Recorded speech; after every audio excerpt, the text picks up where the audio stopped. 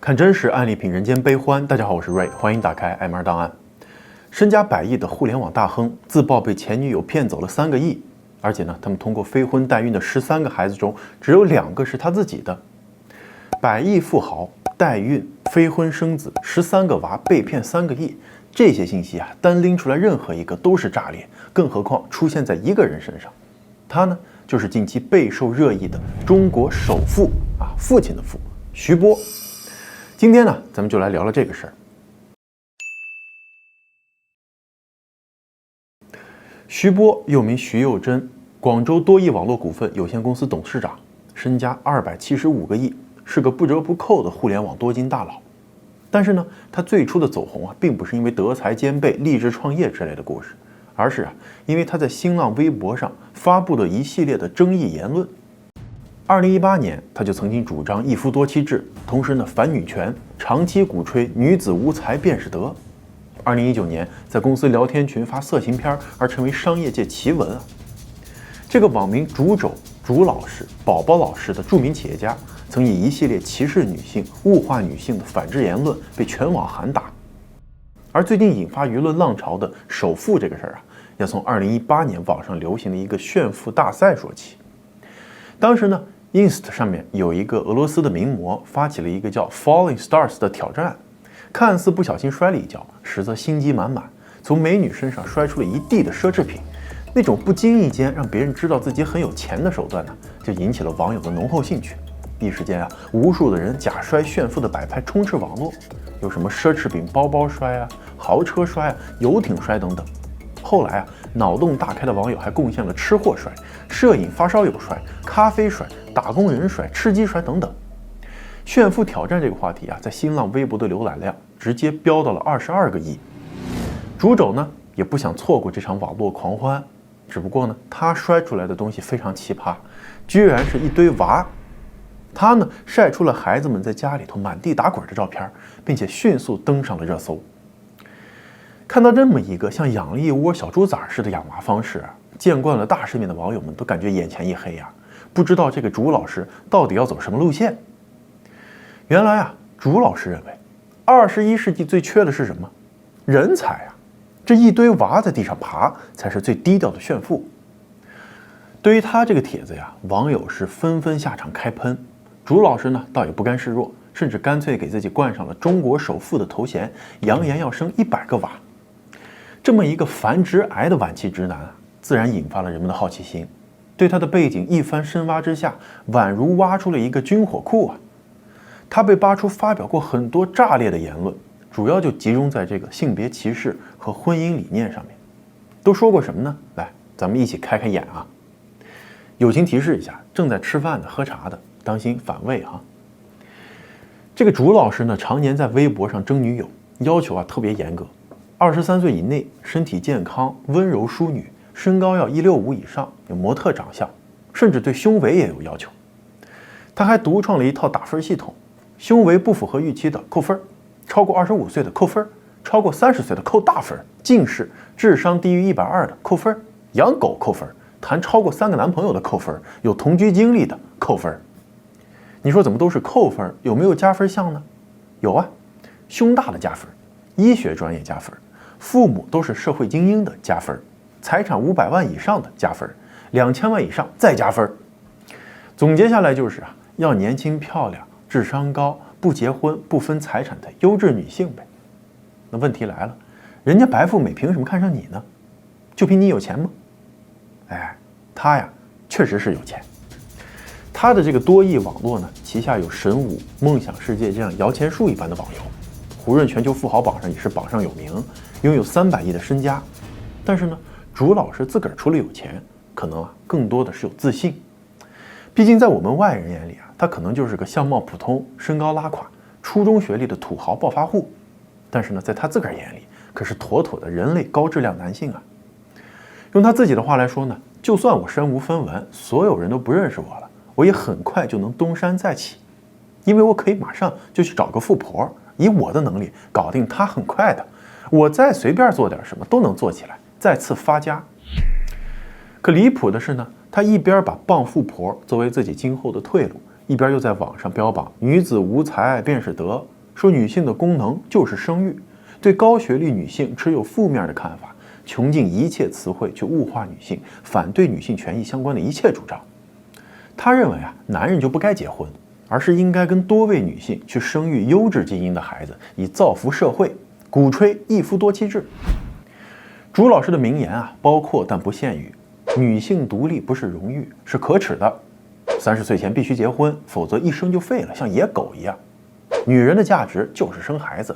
不生到2个孩子那是无论如何努力都不会幸福的。美女就不要傻乎乎的跑去上班了，毁容。女人卖力气工作，那大部分都是蠢。除了在女权话题的雷区蹦迪她还发表过一些极端言论。比如呢，她就曾经评价一个因为得知丈夫患癌而打掉了自己腹中胎儿的女性，说男方可以花50万找人给这女的脸上泼硫酸被毁容了就不会做梦改嫁了。还说什么我们爱人，贱人才爱狗。联合国被犹太人控制了，到处去传播左派的思想，腐败社会。对了，给大家解释一下为什么徐波的网名叫竹肘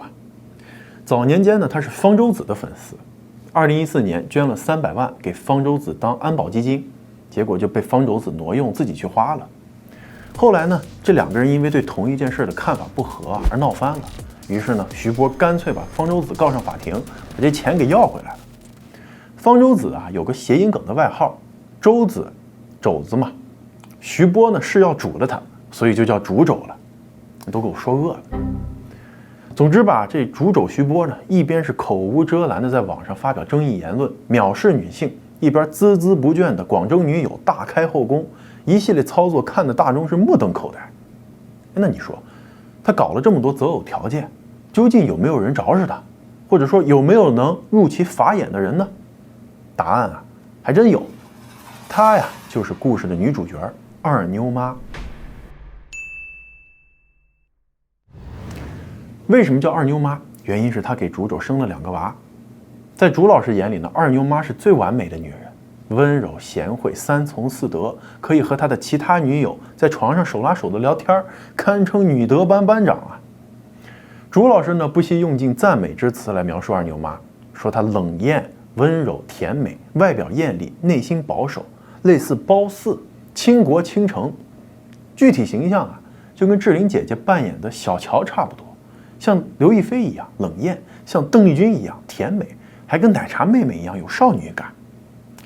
据她说二妞妈最令她满意的一点就是从来都不要钱，2个人在一起2年才花了不到10万块。这10万块那对家大业大的竹老师而言简直是9牛1毛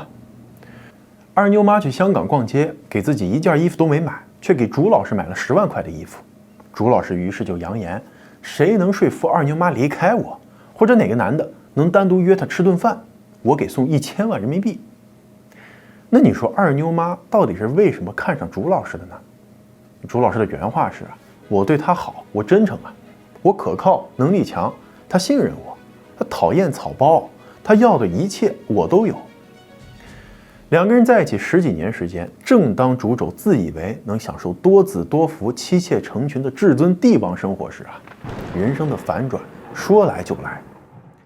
2024年4月25日上午，竹老师的公司微博账号多益网络突然发疯似的，洋洋洒洒的码了一堆字，整了一个大活。在这篇关于中国首富徐波对司法的控诉帖中呢，竹老师自称正在打官司，怒揭二妞妈的罪状，携款3亿多远走高飞了，还大骂特骂中国司法，特别是关于男女方面的法律。而最令大家三观炸裂的是他自曝与二妞妈一起抚养的那13个孩子中只有2个是自己与女方亲生的。那这信息量简直太大了，剧情的跌宕起伏直逼深夜档狗血剧这个多益网络的账号呢，也是持续发疯，活跃的像个假号似的。网友们大呼狗血是真狗血，上头是真上头在这篇文章的开头呢，竹老师就主动认领了中国首富这一别致而小众的称号。曾经在他眼里貌似天仙赛貂蝉的二妞妈，在此刻的称呼呢就变成了汤某，从前叫人家小甜甜，现在叫人家牛夫人，这情分真是没了呀。竹老师称呢，自己和汤某是在2009年底结识于某相亲网站的，当时呢其实是看不上汤某的，因为汤某啊不是处女。但是在女生的倒贴之下呢，也就勉强接受了。2011年呢，汤某给她生了一个女儿之后，不到1个月就提出要离开。之后呢，朱老师既要照顾小朋友，还要念旧情的给汤某提供各种帮助。那后来那么多的孩子是哪儿来的呢？据朱老师自己说啊，2012年二妞妈因为受独立女性思想的影响，想做单亲妈妈，向她发誓永不离开她，永不伤害她，否则不得好死，把她感动得一塌糊涂，就借给了二妞妈几个亿。汤某的那13个孩子里啊，只有2个是正儿八经通过传统的方式跟二妞妈生下来的，其他那11个孩子都是二妞妈在国外接受捐精所生。说到这儿，同学们是不是觉得 CPU 都快烧干了？到底在说什么？是什么意思呀？其实啊，也不怪咱们，他这故事讲的呢，本来就有点含糊其辞，逻辑不顺。如果再看过他原先微博里那些夸赞二妞妈的文字啊，更是让人觉得一头雾水啊。还是由我来给大家翻译翻译吧。其实二妞妈生完第1胎啊，就马上提出了分手。那个时候，朱老师当然是舍不得啊，连哄带劝，双方就开始谈条件。朱老师呢，要防范被分财产，肯定是不结婚的，但生娃依法得给抚养费，这娃将来还有权继承你的财产。他不想给这么多钱，怎么办呢？于是他就想到，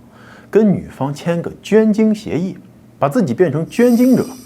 这样子跟生下来的娃就没有法律关系和抚养义务了呀。二妞妈这个时候的角色呢，就变成了他的后宫之主，一边给他拉皮条，配合他的多子计划，跑去国外采取试管婴儿和代孕的方式给他造娃。朱老师跑到美国去捐精，还找了律师、法庭、FBI 审核等部门来公证，走这个定向捐精协议，把孩子挂在二妞妈的名下，跟他自己没有任何关系。他以为啊，这样子就可以规避自己作为父亲的抚养义务了。可是呢，他费尽心思搞这么一大通啊，其实根本就没什么用。因为根据美国法院对类似情况的几次判罚来看啊，要想符合捐精代孕，必须要满足以下2个条件：一是女方在医学辅助下受孕的，不能是自然完成的，说白了就是你们2个人在床上来一发，这是不行的。2呢，就是捐赠者在孩子的成长过程中不得建立起情感连接啊，不能以父亲的身份参与到孩子的生活中。那作为徐波多年同居女友的汤某是明显不符合这第2条的呀。所以哪怕是徐波签了这么一大堆有的没的文件，他都是这些孩子上生理和法律上的父亲。而徐波的精明之处啊，主要体现在他不仅让汤某给他生孩子，还帮他照顾代孕和养育孩子，还要帮他代持和转移财产。所以在2012年到2018年间呢，他陆续给汤某转了8.19亿人民币，其中的4.19亿他还鸡贼的备注了借款或者是拼音借款。他以为这样就是一个借贷关系，没想到汤某在2022年撇下孩子跟他分手，这8.19亿呢只还了5.15亿，还剩了3亿多没给他。于是啊，这徐波就跑到中国法院起诉汤某，要求归还那3个多亿。结果呢，凉了。受理此案的哈尔滨松北区法院认为，双方以夫妻名义同居多年，存在财产混同的信任基础。孩子虽然和他没有法律关系，但有实质关系啊。法院的判决逻辑是呢，徐波虽然提供了银行转账的记录，但是不能证明双方有借贷的合意，且双方虽然没有结婚，但是共同生活和抚育13个子女必然有共同支出啊，所以呢，推断双方不是借贷关系。那气不过的朱老师就破口大骂，说要找外媒去爆料，中华民族的生育率不能被女权摧毁啊。他还质问中国法院有什么资格击穿人家美国法律，做好了牺牲自己拯救中华的心理准备。不过啊，后来他又把这条微博删了。朱老师本来以为啊，网友们会站在他这边，和他一起讨伐女主背信弃义、见钱眼开。网友们起初也认为这是一个捞女骗了大佬3个亿的故事。可是呢，等过了一会儿，大伙弄明白了是怎么回事，却一边倒的认为女主简直太惨了，都快赶上纯爱战士了，纷纷表示3个亿太少了，还不够精神损失费的。有博主梳理了汤某的部分工作量啊，你想，先是亲自生了2个孩子给他，后面还多次取卵和朱老师造娃。不仅如此呢，前期帮他找优质女友供卵，后期帮他找女人代孕。这一伙人平时的衣食住行，各不全是他操心吧？那生出来的孩子也是他在照顾。另外呢，他还把自己的银行卡密码都给朱老师了，还承担着背债的风险。而最恶心的就是得忍受朱老师那唯我独尊的三观啊！说到这儿啊，同学可能要问了，这个主肘徐波到底何许人也？为什么性情如此乖张、这么奇葩的人能赚到这么多钱呢？其实呢，资深网民们可能对徐波这个名字并不陌生。他呀是70后，只有初中学历，早年曾经做过网吧的网管。不过学历并不是徐波成功路上的绊脚石。2001年11月，网易刚刚组建游戏事业部的时候呢，24岁的徐波就被网易给招进去做《大话西游 Online》的客服。游戏客服简直是他梦寐以求的完美职业啊！又可以免费的没日没夜的玩游戏，又有钱拿，太好了。而他呢，也用实际行动证明了什么叫做兴趣才是最大的动力。作为一个骨灰级的玩家，徐波在入职后没多久，就向网易提交了30多页的游戏修改计划，结果被产品经理看都不看，就直接丢在一边了。等到2年后，游戏的运营出现了大问题，濒临停运了。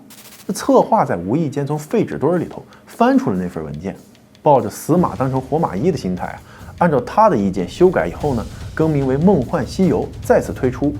没想到这次就大获成功，而且呢，在之后的20年一直都是网易旗下最赚钱的游戏项目。《梦幻西游》成功后不久2006年1月，徐波呢就离开了网易，挖走了团队，自己出去创业了。话说这个站在风口上，猪都能起飞。如果说徐波是那头猪，那么助他上青云的风啊，就是小米集团的雷军雷总啊。当年雷军领导的金山投资了1000万创办金山多益，徐波呢负责公司的整体规划，并且亲自主导了梦想世界、神武等多款成功网络游戏的开发。但是呢，很快网易就去起诉多益网络运营的游戏，严重侵害了梦幻西游的著作权。2016年9月，广州知识产权法院就作出一审判决，责令多益网络停止侵权及不正当的竞争行为，并赔偿网易1500万元。后来呢，此案还经历了2审，双方均上诉，打到了最高人民法院，官司到现在呢还没打完。而跟原版不同的是在这2款山寨游戏里头呢，主打的就是一个穷鬼玩法，不需要充值，不需要氪金，只要花时间花精力一样能够跟那些挥金如土的土豪掰掰手腕。在得下沉市场、得天下的背景下，徐波赚的是盆满钵满，收益甚至超过了原版。2016年，徐波以42亿美元列于福布斯中国富豪榜40位。在2017年中国 IT 大佬榜里头，他和马云、马化腾、丁磊、李彦宏等一众大佬都入选了，以285亿人民币身价排在第9。最新的数据呢是2024年胡润全球富豪榜，徐波以275亿的人民币，财富榜位列第900名。不过呢，也有很多人对他的成功之路是嗤之以鼻觉得他除了运气好之外呢，更多的财富积累是来自于压榨手下3000多名员工，简直就是新时代的周扒皮。媒体也曾经报道过，多益网络对员工的价值观测试从网络申请的时候就会开始，问卷中呢被要求回答对纹身、养宠物、女权、生育等等的看法。比如如果不限制，希望父母生几个兄弟姐妹，什么300字评价你的父亲等等。一位参与过网申的员工就说谈什么个人隐私这就是一种服从性的测试，不符合他们价值取向的呢就别来徐波还热衷于在劳动法的边缘疯狂试探，要求员工互删微信，不允许加入有现同事和离职同事的群，鼓励举报和连坐等等。2019年的时候呢，他被曝要求公司入职满1年的员工给他发红包，不发红包就得写检讨。让人无语的是呢，他这个所谓的服从性测试的灵感来源，居然是咱们之前讲过的恶女翟欣欣。他不是要求苏小茂以打钱的方式来证明对自己的爱吗？于是这徐波脑门一拍，对员工也用起了让他给老板发钱的方式来证明对公司的忠贞不二。尽管他之后在公司年会上宣布拒收所有的红包，并且呢对发红包的员工进行10倍的返还，但是这种离谱的做法还是让人觉得他这是在对员工进行一次集体洗脑2020年呢，徐波在公司总群里头发言说，公司的效益良好，允许员工自愿降薪10%。这多益官方微博呢随即回应称，多益老员工和高管里头100%申请自愿参加这个降薪活动，内心充满了高兴和满意。所有符合参与该活动的员工93%参与了本次活动。而根据心酸的打工人透露剩下那7%不同意的员工，要么就写检讨，要么就被劝退，或者是变相还是降薪了。在数篇吐槽徐波其人和多益网络奇葩事迹的帖子下面呢，有人就问员工们为什么会去这样的公司呢？一位2020年入职的员工就回答道：“没得选了呀，得有份工作。”不过呢，徐波也有翻车的时候。2021年8月，他在公司的官网发文说，公司的 CEO 唐某等人包庇、纵容外挂、非法获利，将不惜一切代价誓死彻查，奖励举报者人民币1000万。在这篇文章里呢，他还专门点出坑他的呀，就是公司里头的前女高管们。后来网上就出现了一个爆料，说为了对抗老总徐波的变态施压公司里头的女性偷偷就组成了互助联盟，本着 Girls Help Girls 的宗旨，一步一步就把持住了包括法律、文宣、人事、行政、财务等等重要的部门。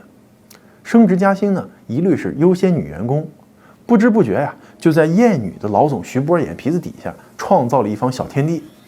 直到有一天，徐波是心血来潮，召集了公司中下级领导层来开会，发现居然90%以上都是女员工。而一查账本更是让他气炸了肺。143个女职员，一年的福利发放就用了7000多万，底薪5500的新人加班能加到1个月1万多，是同组男员工的3倍。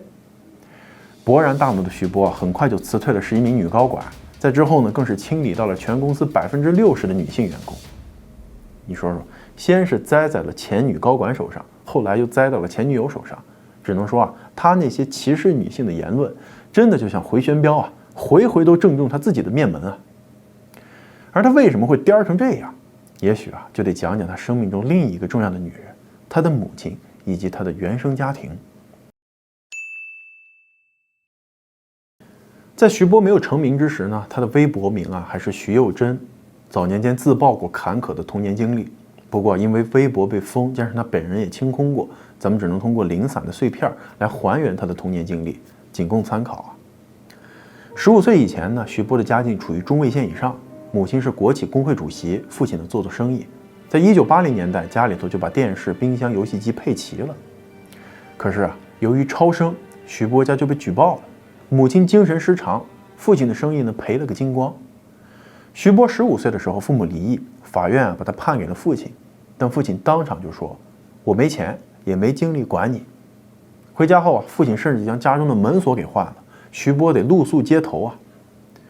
据说呢，他从小读书还不错，中考成绩超过了武汉市重点录取分数线几十分。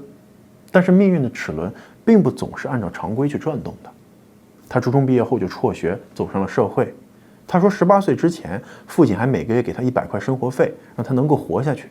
18岁之后，父亲就停止了支出，徐波就只能吃6毛钱一捆的挂面，才能不让自己饿死。父亲对徐波从小就奉行这个棍棒式教育，责骂体罚是家常便饭，方式就是吊在屋梁上，用皮带抽，用棍子打。20岁的时候呢，他跟着父亲去打工，从几米高的空中跌落昏迷了。父亲在医院对他说医生说你是脊椎骨裂，你千万别变成残废，变残废我可是不会管你的，你得靠自己好起来。说完呢，父亲就走了，把身受重伤的儿子一个人扔在医院。所以徐波仇恨这个世界。他说如果他手里头有一个按钮，摁下去全世界就会死30亿人，他会毫不犹豫地摁下去。那在这样的童年经历下，在网吧打游戏反而拯救了他。他没有变成流氓，没有变成小偷、赌棍，是因为没日没夜的躲在网吧里头打游戏，不去想别的事儿。他呢，免费给网易游戏的频道做管理员，因为表现优异，就得到这个机会，正式入职了网易，成为了客服人员。再后来的故事，大家就都知道了。他把自己对于财富和女人的追求呢，放在了游戏世界，赚得盆满钵满以后，又试图将游戏世界的理想国搬到自己的现实生活当中。号称要生100个孩子的徐波现在也不知道生到第几个了。他连自己的孩子名字都记不住，在居家视频里只会打着响指说：“哎，那个穿蓝色衣服的宝贝儿过来。”童年经历的痛苦啊，非但没有让他生出一份要做出改变的心，反而让他觉得我小时候没人疼没人爱，都能成为顶级大佬，说明父母的爱不那么重要啊。我只需要去筛选基因，大量繁殖，把这基数搞上去，总能出几个牛逼的孩子。汤某的离开留下了13个孩子，尽管他们的物质条件尚可，但是在成长的路上没有了妈妈的关爱，徐波扮演的父亲又指望不上的话，那么这些孩子的未来似乎也就笼罩在了阴影当中。徐波呢，本来应该是男频小说中励志霸总的故事，但是硬生生被他演成了年度伦理大戏。谁能想到坐拥如此巨额财富的企业家，私生活竟然是如此的波澜壮阔？从徐波的种种言语来看呢，他似乎已经建立起一个十分混乱、充满矛盾，但又能自洽的逻辑闭环。正常人看了都会觉得他有病，但他却觉得有钱就是可以为所欲为。如果说在这场荒唐的游戏当中，男主抱的是金币，那么女主赌上了自己的青春和人生，她抱掉的又是什么呢？我反正是陷入了深深的迷惑当中啊！这个社会究竟是怎么了？好了，感谢大家收看这期的《M2档案》。如果你觉得视频还不错呢，别忘了点赞、订阅支持我们一下。咱们呢，下期再见。